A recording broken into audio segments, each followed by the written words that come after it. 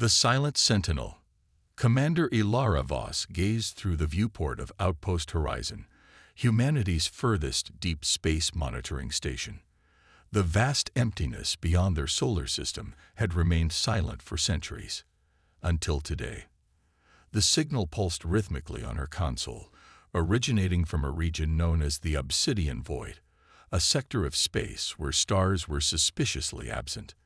"Dr. Nakamura," she called, her voice steady despite the chill running down her spine. "I need your eyes on this." Dr. Ray Nakamura approached, his attention immediately drawn to the anomalous reading. The signal pattern repeated precisely every 12.7 seconds, carrying a mathematical sequence that matched no known communication protocol in the Terran Alliance database. "How long has it been broadcasting?" he asked, adjusting his glasses. "That's what's strange," Ilara replied. "According to our quantum sensors, this signal has been transmitting for approximately 5,000 years.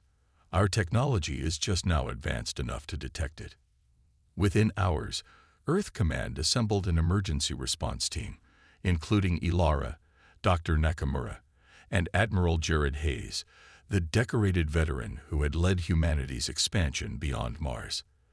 The briefing room hummed with tension as they analyzed the signal structure. "The pattern contains embedded equations," Dr. Nakamura explained, projecting holographic representations of the waveform. "Not just random noise, it's a message." "Can we decode it?" Admiral Hayes asked, his weathered face revealing nothing of his thoughts. "Partially," Dr. Nakamura admitted. "It appears to be coordinates, followed by what translates roughly to, 'Do not disturb the silence.'" The revelation prompted an immediate expedition to the coordinates. The survey vessel Artemis, commanded by Captain Marcus Chen, arrived at an uncharted planet orbiting a dim red dwarf star. What they discovered on the surface defied explanation. Colossal ruins of an alien civilization, structures that had withstood millennia of cosmic radiation and meteor impacts. Within these ruins, they found countless warning symbols and preserved records in an unknown language. The archaeological team worked feverishly to translate them, piecing together fragments of a terrible truth. "These beings called themselves the Luminary," reported Dr. Sophia Ruiz, the lead synorchaeologist.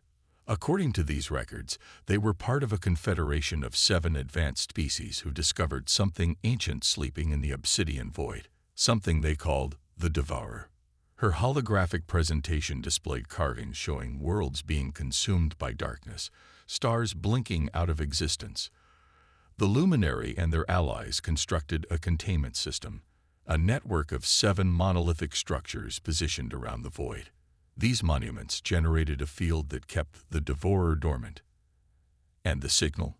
Admiral Hayes asked. "An automated warning buoy," Dr. Ruiz confirmed, "designed to activate if the containment field began to fail." The debate within Earth Command lasted 3 days. Those advocating caution were ultimately outvoted by those who saw an opportunity to study an ancient cosmic power and possibly harness it before any other emerging spacefaring civilizations could. "We're not those ancient species," Admiral Hayes argued. "We have technology they couldn't imagine. If this Devourer exists, we should identify it now, on our terms." Against Dr. Nakamura's vehement objections, Earth Command authorized a response transmission, a simple acknowledgement encoded with humanity's star charts as a gesture of peaceful contact. The message was sent using the newly developed quantum resonance transmitter aboard the Artemis, positioned at the edge of the Obsidian Void. Captain Chen stood on the bridge as the signal fired into the darkness. "Transmission complete," his communications officer reported. "Signal successfully targeted toward the source coordinates." "Now we wait," Chen said, settling into his command chair. They didn't wait long. 17 minutes after transmission, every system on the Artemis flickered simultaneously. The lights dimmed, then brightened to painful intensity before returning to normal. The ship's quantum computers registered a massive surge of data flowing through their systems for precisely 3.4 seconds. "Something responded," Chen whispered, as his crew worked frantically to understand what had happened. In the days that followed, reports began filtering in from outposts near the obsidian void. Strange gravitational anomalies. Stars dimming momentarily before returning to normal luminosity. Sensor ghosts appearing and disappearing on long-range scans. Dr. Nakamura dove deeper into the archaeological records, translating texts previously thought indecipherable. What he found chilled him to the core. They weren't just ancient civilizations, he told the Emergency Council 5 days after the transmission. They were guardians. For thousands of years, 7 advanced species maintained a seal around the devourer. Rather than wake it, they worked together to ensure it remained asleep. 3 days later, the mining colony on Proxima Centauri went dark. The rescue team found the infrastructure intact but the colonists gone. No bodies, no signs of violence. Security footage showed only darkness flowing like liquid through sealed rooms, and colonists who didn't run or fight, but simply stood still as if mesmerized before disappearing into the blackness. Earth Command initiated emergency protocols. All deep space missions were recalled. Outposts beyond Neptune's orbit were evacuated. The combined fleets of Earth and its colonies formed a defensive perimeter at the edge of the solar system. It was during this chaotic period that they arrived. A fleet of crystalline vessels that emerged from slip space near Saturn. Their design matched nothing in human records, beautiful yet alien constructions that seemed to reflect starlight in impossible ways. The vessels didn't attack. Instead, they broadcast a message in perfect English. We come seeking refuge. We are the last of the Eridani. The devourer has awakened and consumed our worlds. We detected your signal and followed it here. First contact occurred aboard the Terran flagship Indomitable. Commander Ilara Voss was among those chosen to meet the aliens. Tall, graceful beings with pearlescent skin that shimmered with bioluminescence. Their leader, Ambassador Thalassa, moved with fluid grace as she addressed the human delegation. 5,000 years ago, our ancestors joined with 6 other species to contain an entity older than stars, she explained. We discovered it dormant in the void between galaxies, a consciousness so vast and alien that merely perceiving reality changes it. Where it focuses its attention, matter and energy become something else. The ancient records called it the devourer, Ilara said. A simplification, Thalassa replied. It doesn't consume as we understand it. It transforms, rewrites. The universe as we know it cannot exist in its presence. Admiral Hayes leaned forward. And you believe our transmission awakened this entity? The containment field was already failing, Thalassa said. Your signal hastened its collapse, but this moment was inevitable. What matters now is that we prepare. The Eridani provided valuable insights into the technologies used by the Ancient Alliance. They brought with them artifacts salvaged from their dying worlds. Fragments of the original containment system that had kept the devourer dormant for millennia. Dr. Nakamura worked alongside Eridani scientists to understand these devices. They don't just generate energy fields, he reported. They manipulate the fundamental constants of reality in localized regions. The ancients created pocket universes where the devourer's influence couldn't penetrate. As the human Eridani Alliance formulated their strategy, the darkness continued to spread. Long-range probes sent into the advancing anomaly never returned, and the final images they transmitted defied comprehension, space itself seeming to fold and shatter, stars being rewritten into impossible geometries. The Alliance established a network of detection buoys to track the entity's approach. The data they gathered was troubling. The devourer wasn't moving through space. It was altering space itself, creating a wave of transformation that expanded in all directions. We have approximately 30 days before it reaches Sol. Thalassa informed the War Council. We must be ready. Humanity mobilized on a scale unprecedented in its history. The shipyards of Mars and Jupiter's moons operated at full capacity, producing vessels equipped with reverse-engineered Eridani technology. Scientists worked tirelessly to replicate the ancient containment systems using materials available in the solar system. Commander Ilara Voss was assigned to lead the Vanguard fleet, the first line of defense positioned at the edge of the solar system. As she addressed her pilots, she felt the weight of responsibility pressing down on her shoulders. "We face something beyond our understanding," she told them. "But throughout history, humanity has confronted the unknown and survived. We adapt, we overcome, and we will not face this alone." As the 30-day countdown reached its final hours, the detection buoys registered a disturbance at the edge of the solar system. The Devourer had arrived, and the greatest battle in human history was about to begin. The Defiance Protocol. The first signs of the Devourer's arrival were subtle, quantum fluctuations detected only by the most sensitive instruments. Then came the visual confirmation. A region of space where stars seemed to flicker and distort, as if viewed through rippling water. The anomaly grew rapidly, expanding outward in a perfect sphere.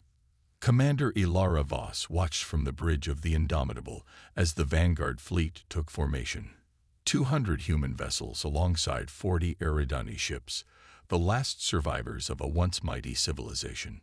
"All ships, maintain position," she ordered. "Prepare to activate phase barriers on my mark." The Alliance's first defensive measure involved creating a shell of overlapping energy fields designed to contain the anomaly's expansion. The technology, adapted from Eridani designs, had never been tested at this scale. "Anomaly approaching effective weapons range," reported Lieutenant Commander Jackson, her tactical officer. "Energy readings are fluctuating wildly." "Deploy phase barriers," Ilara commanded. The fleet's generators hummed to life, projecting a shimmering wall of energy that stretched across the void. For a moment, it appeared to work. The anomaly's expansion slowed as it encountered the barrier. Then everything changed. Where the barrier touched the anomaly, space itself seemed to crack. Points of contact shimmered with impossible colors before sections of the barrier simply ceased to exist, not destroyed, but erased from reality itself. 3 ships at the perimeter vanished with them, leaving no debris or energy signatures. "Pull back," Ilara ordered. "All ships, emergency withdrawal to secondary positions." The fleet retreated to the orbit of Neptune, where reinforcements awaited. Admiral Hayes watched grimly from the command center on Titan as the tactical displays showed the anomaly continuing its inexorable advance. "The phase barriers failed," he noted grimly. "What else do we have?" Dr. Nakamura and his Eridani counterpart, scientist Kalara, had been working around the clock to develop alternatives. "The ancient containment system operated on principles we barely understand," Nakamura admitted. "But we've been studying the artifacts the Eridani brought. There may be another approach." The artifacts were fragments of the 7 monolithic structures that had once contained the Devourer. When arranged in specific configurations, they resonated with one another, generating fields that distorted the fabric of space-time itself. "We believe the ancients created what you might call a dimensional pocket, a region where the fundamental laws of physics differ slightly from our universe," Kalara explained. "The Devourer cannot exist in that pocket without being forced into dormancy."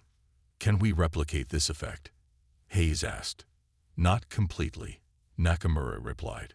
"But we might be able to create a similar effect temporarily, enough to push the entity back and re-establish a containment field." The plan required positioning 7 generators at specific locations throughout the solar system, a modern interpretation of the ancient Alliance's containment system. Each generator would need to be calibrated precisely, requiring teams of engineers to remain on site during activation. "It's a suicide mission for those teams," Hayes said quietly. "The generators will be at the leading edge of the anomaly's expansion." "We have volunteers," Ilara responded, "both human and Eridani." As the preparations continued, the anomaly claimed its first populated world, Triton, Neptune's largest moon. The research base there had been evacuated, but automated sensors transmitted the moon's final moments. The surface rippled like liquid before dissolving into mist. Then, impossibly, it reformed. But wrong. Structures existed where none had been built. Crystalline formations erupted from the ice, growing and shifting in patterns that suggested horrifying intelligence. "It's not destroying," Thalasset observed. "It's remaking reality according to its own incomprehensible logic." The deployment of the generators became a desperate race against time. 6 ships, 3 human, 3 Eridani, carried the massive devices to their designated positions. Ilara commanded the 7th, headed for the most critical location, the orbit of Uranus, where the gravitational influences of the gas giants created a natural fulcrum point for the containment field. As her ship approached its position, the tactical display showed the anomaly accelerating toward them. Calculations indicated they would have mere minutes to activate the generator before the Devourer reached them. "Engineering reports generator deployment in progress," Lieutenant Commander Jackson reported. "Calibration sequence initiating." On the view screen, Ilara watched the massive device unfold like a technological flower, its petals aligning with distant stars. The other 6 generators reported similar progress, a synchronized dance of technology that might represent humanity's last hope. "Generator at 90% alignment," Jackson continued. "Eridani vessels report similar status." Then, catastrophe.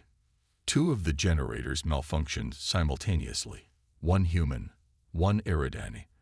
The delicate balance required for the containment field began to collapse. "What happened?" Ilara demanded. "The generators are detecting interference," Jackson replied. "Something is actively disrupting the calibration sequence." The truth dawned with horrible clarity. The Devourer wasn't mindlessly expanding. It was responding to their efforts. It had perceived the threat and was acting to neutralize it. "We need to complete the sequence," Ilara said. "Even a partial field might slow it down." Dr. Nakamura's voice came through the comm system. "Commander, I've been analyzing the interference pattern. It's targeting the automated systems. The calibration needs to be completed manually." "That would require someone to physically interface with the generator," Ilara replied. "In the path of the anomaly." "I know," Nakamura said simply. Before Ilara could respond, alarms blared. The anomaly had accelerated again, now just minutes from reaching their position. "Decision time, Commander," Admiral Hayes said through the comm. "Do we retreat and regroup or make our stand here?" Ilara looked at her crew, humans who had volunteered for this mission knowing the risks. She thought of Earth, of billions of lives depending on their success. "We make our stand," she declared. "Prepare a shuttle. I'll calibrate our generator myself."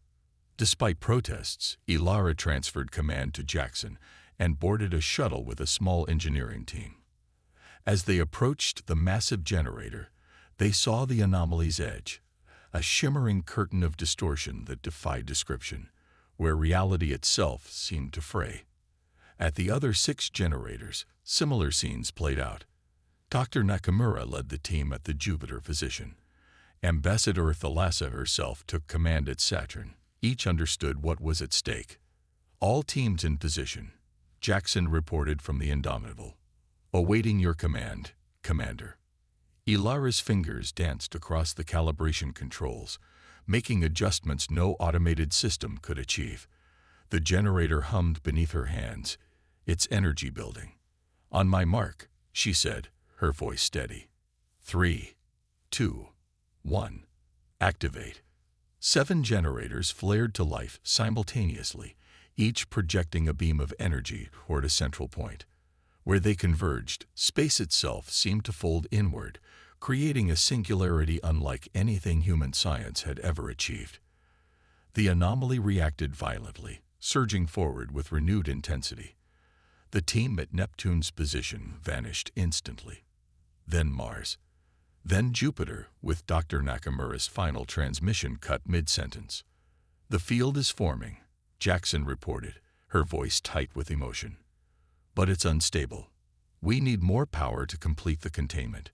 Ilara looked at the readouts and understood what had to be done. The generators were designed with fail-safes to prevent catastrophic overload, fail-safes that could be bypassed manually. "All remaining teams," she broadcast. "This is Commander Voss. Override safety protocols. Channel all available power to the containment field. Ambassador Thalassa's voice came through clearly. We understand, Commander. It has been an honor to fight alongside humanity. The honor was ours, Ilara replied. Then, to her engineering team, get back to the shuttle. That's an order. As they reluctantly departed, Ilara accessed the generator's core systems.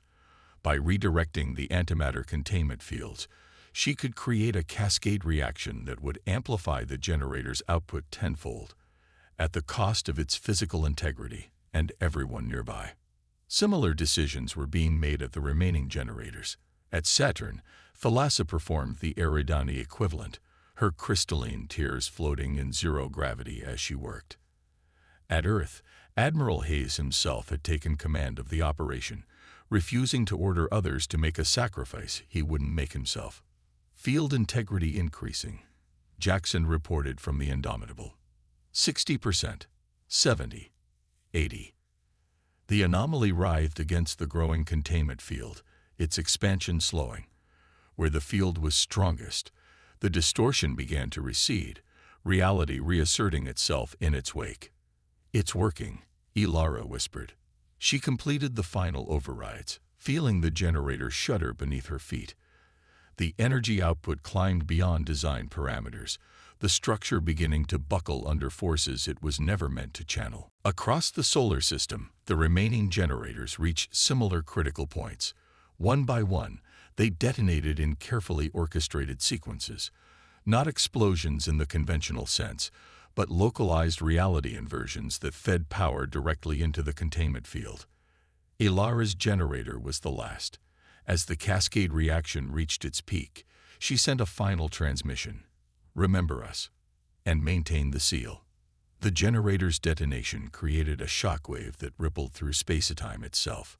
The containment field solidified, forming a perfect sphere around the anomaly.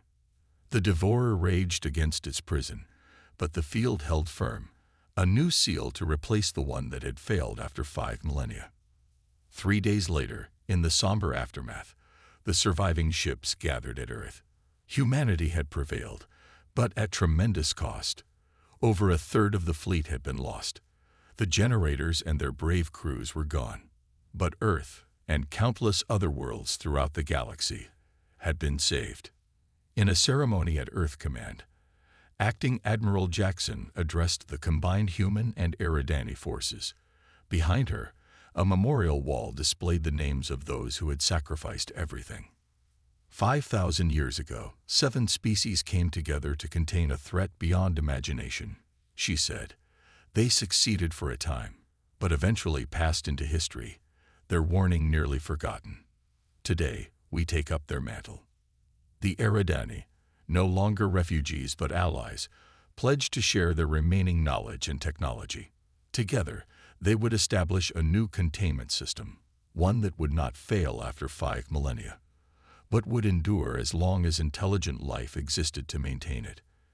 As the ceremony concluded, Jackson looked out at the stars visible through the command center's viewport.